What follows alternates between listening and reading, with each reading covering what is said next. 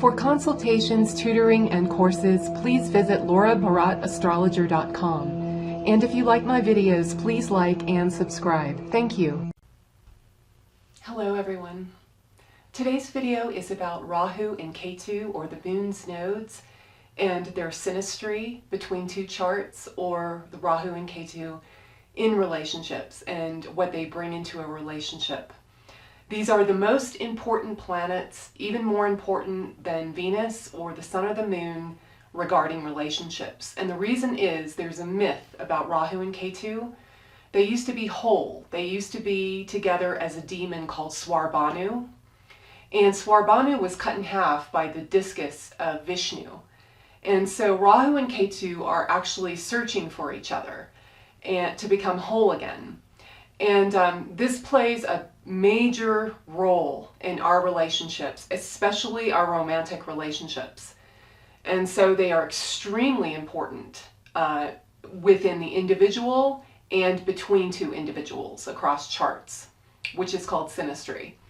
And that's what I'm going to talk about today. I'm going to talk about where Rahu falls in another person's chart and where Ketu falls, and what planets they are conjoining across charts, and what house cusps and signs they are conjoining or within. So to get started, so Rahu is what we get more of, okay, in a relationship. We always get more of what Rahu is touching. What Ketu is touching, we're kind of finishing up and completing karmas, okay? Now, if there's separating planets, so if someone's Rahu is conjoined a separating planet in another person's chart, then usually that relationship doesn't work out, or it doesn't, it's not long-term, or they separate at some point. And there's two planets that do that, the Sun and Saturn. If someone's Rahu is, let's say a man's Rahu is on a woman's Sun, the Sun is separating. It separates you from things. In the Vedic system, the Sun represents the soul. And the soul is only known within the individual. We can't know someone's soul. We interact with people with our minds, and that's the moon. The Sun represents the soul and the spark of God in the person. So when Rahu is on someone's Sun, then the Rahu person doesn't really know or get to know the essence of the Sun person. They may be attracted to that Sun person, but they really can't get comfortable and relate in a worldly, mundane way to that person. And eventually they will separate, because the Sun separates us from things. It separates us so we can go within and realize our true nature, our soul nature, and the source. So the Sun is a separating planet, okay? It is an identity factor, but it is a separating planet. So when you see someone's Rahu touching someone else's Sun, they may be attracted, they may get together for a while, but usually it doesn't work out in the end, okay? Now, the second separating planet is Saturn, obviously. Saturn is another very strong separating planet. So if someone's Rahu, let's say a woman's Rahu is on a man's Saturn, then the Saturn causes loss and pain. Saturn is negative, painful karma that we go through. So the woman will suffer, she will get more of Saturn, which is separation and pain. So that's a really important one. You want to look for that in across charts between two people. Also, I'll just throw this in here because we're on the subject, but if someone's moon is touching someone else's Saturn, then there also is a quality of pain and negative karma that the couple goes through, but it doesn't necessarily separate them. It might bring them closer and make them stronger as a couple. But usually the Saturn is such a negative influence and such negative past karma that the people go through that and they separate. But with a Rahu on top of a Saturn, the Rahu, you're always going to get more of what Rahu touches. So if your Rahu is on someone else's Saturn, you're going to get more pain, separation, and loss, unfortunately. Okay? All right, so the next planet is Mars. Mars is anger and aggression. If your Rahu is falling on someone's Mars in the same sign, now when I say conjoined, I always mean the same sign, okay?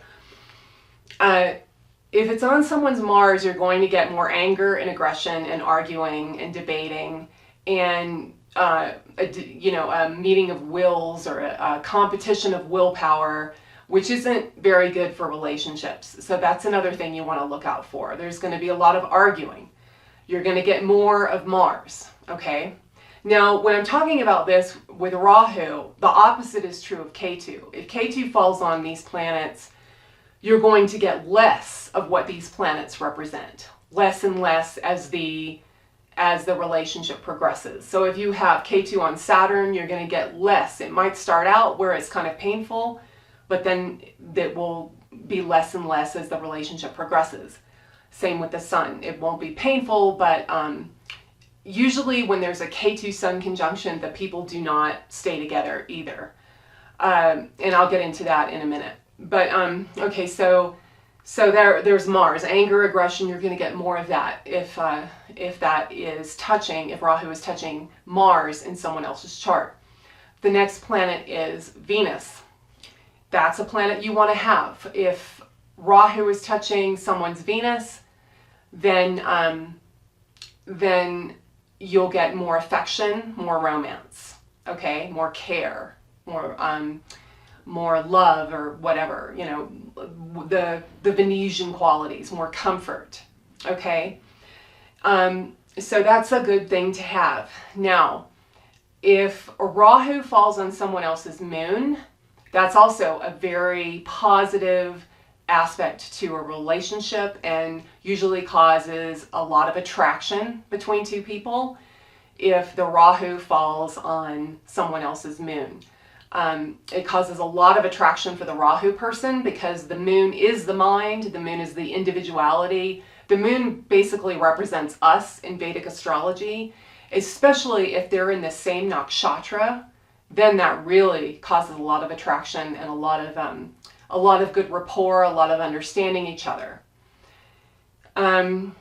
If the next one is Mercury. Mercury provides friendship. So that's another very beneficial aspect to have. If Rahu falls on someone's Mercury, the Rahu person is going to get more friendship from that person. And they're going to develop skills together. They're going to play games together. They're really going to have a really good rapport. So that's a very beneficial one to have in any relationship. Okay, and this just it doesn't apply just to romantic relationships. It's to all relationships. So Rahu with Jupiter.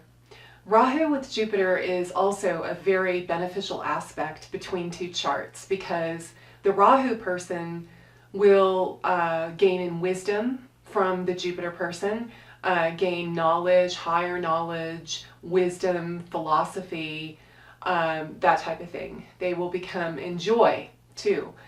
Jupiter rules joy, so the Rahu person will gain more joy as the relationship progresses. So Jupiter is always wonderful to have in Synastry when Rahu is touching him.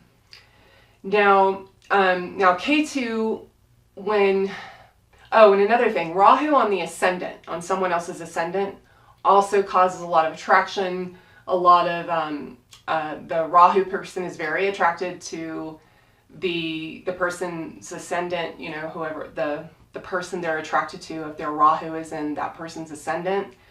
That's like having the moon. It's not as strong, but it is very prevalent and you're going to notice it. And that also kind of keeps the relationship going together because the Rahu person really wants to absorb those qualities of where that Rahu falls in the other person's Ascendant. Because the Ascendant also represents us and the Ascendant is the body. Now, when a person's Ketu falls in someone's ascendant, or on any of their identity factors, their ascendant or their ascendant lord or their atmakaraka, then there also is a very strong attraction. And the reason is Ketu is past lives. And usually that means you've known this person in a past life and there's some unresolved karma that the two of you have to go through. And once you go through that karma, it usually just dissipates. You don't end up with that person. It can last for, I've seen it last few years, but usually it does not last forever or long term. There's always some intense karma the couple has to go through, and then they separate. But there is finishing up of karmas when Ketu is involved with another person's identity factor, which is the ascendant lord, sometimes the moon, not all the time, and the atmakaraka. Okay? Now there's another thing, the pada. This is Jaimini astrology. The pada means foot, and it's also called Aruda Lagna. And I don't call it Aruda Lagna. Some people do, but pada and Aruda Lagna are the same thing. So from now on, I refer to it as pada. Okay? And all it is you count from the ascendant to the ascendant lord, and then count from the same amount of signs from the ascendant lord. So say if your ascendant is Pisces and Jupiter is in Libra, that's 8 signs, then you would count from Jupiter 8 signs away, which would be Taurus. So the person's pada would be Taurus. Now, if Rahu falls in a pada, that's also a huge identity factor. The person is very attracted because the pada also represents us or what we're becoming and what we become as life progresses. So that's another really strong attraction. And the other, what I was saying about Ketu, there's some unresolved karmas. So there's a strong attraction, but usually after the karmas work out, the couple separates. Okay? Okay, now, this also applies to the 7th divisional chart, which is called the Saptamsha. And that is the chart of attraction and romantic relationships. And that also applies everything I just mentioned or talked about with Rahu and Ketu conjoining planets across charts. That also, you have to look in that Saptamsha as well. Okay, the 7th divisional chart. Now, Rahu and Ketu falling in houses. Let's say you have Rahu falling in your partner's 6th house. Well, that person is going to activate 6th house karmas for you, or 6th house indications for you. And the 6th house is health. So that person may help you to get healthier. And you'll be more interested in health with this person. If your Rahu falls in the person's 5th house, then that's going to activate romance and creative intelligence for you, okay? Wherever the person's Rahu falls. And so that's how that works. You just go through what the houses mean, and they will activate those indications of those houses. Now, signs, sometimes house cusps do not fall in signs. Sometimes a sign has 2 house cusps, sometimes 3 house cusps. Sometimes a sign has nothing. It has no house cusps. But it always is a certain amount of signs away from the ascendant. So you kind of look at that. Let's say the 5th house, you've got a Scorpio ascendant, and the 5th house is, or the 5th sign is Pisces, but you have no house cusps there, and someone's Rahu falls in Pisces. They're going to activate 5th house indications to a certain extent, not as strongly as they would if Rahu was touching the 5th house cusp, but it still will kind of activate some 5th house indications, but it's really going to activate the sign of Pisces for you. So the relationship, you're going to get more of a Piscean energy because that Rahu is there in the relationship. And Pisces is all about relaxation, getting away from worldly concerns, you know, kind of escaping, total relaxation in water, like you're floating in water in the ocean. That's what Pisces is, which is a good thing. But it will activate whatever that sign indicates. It will activate between the couple. And, you know, that goes both ways because, you know, there's two Rahus. So, so Rahu will be like a man's Rahu falling into a woman's Pisces will activate Pisces, but her Rahu maybe falling in his Gemini will activate Gemini. So there'll be two kind of signs and energies going on, two aspects to that. Okay. So that's a really important thing to look at in when you're looking at synastry and the synastry between a couple and what they're going to get more of and what they're going to get less of. And you have to remember that Ketu usually finishes up karmas, and it can cause an extremely strong attraction because there are past life karmas that need to be resolved. But the couple usually does not stay together for long term. If they go through their what they need to go through to finish up and to complete their karmas, then that's what they do. And then they usually part ways. And sometimes it's so strong you feel like, you know, you met your soulmate, but it's just, it usually doesn't last. We always go to where our Rahu is, you know. Rahu is, we want to get more of that. We need to learn about that, you know, in the other person.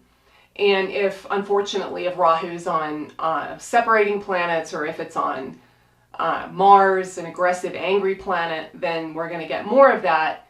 But we learn through that. The moon's nodes are very fated for our lives, and especially Rahu is what we ask for in a way. Rahu is the pulling in the ether that brings our soul into this earth plane.